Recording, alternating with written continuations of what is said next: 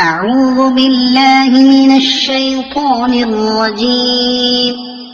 بسم الله الرحمن الرحيم.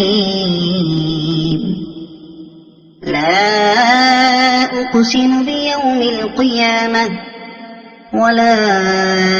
أقسم بالنفس اللوامة. أيحسب الإنسان أن لن نجمع عظامه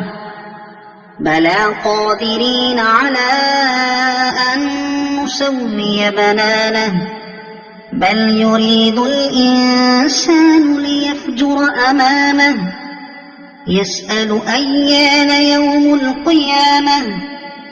فإذا برق البصر وخسف القمر وجمع الشمس والقمر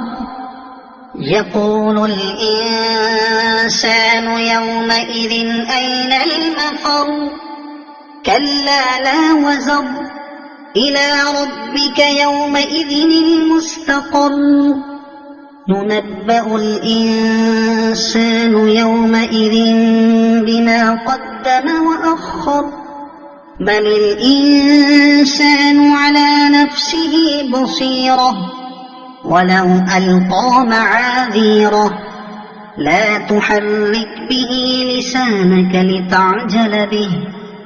إن علينا جمعه وقرآنه فإذا قرأناه فاتبع قرآنه ثم إن علينا بيانه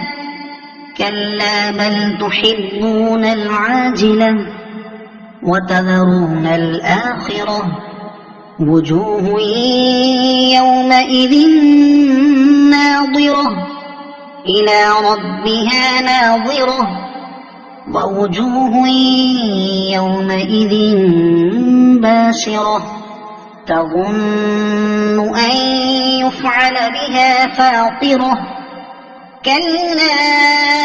إذا بلغت التراقي وقيل من راق وظن أنه الفراق والتفت الساق بالساق إلى ربك يومئذ المساق فلا صدق ولا صلى ولكن كذب وتولى ثم ذهب إلى أهله يتمطى أولى لك فأولى ثم أولى لك فأولى أيحسب الإنسان أن يترك سدى ألم يك نطفة من مني يمنى ثم كان علقة فخلق فسوى فجعل منه الزوجين الذكر والأنثى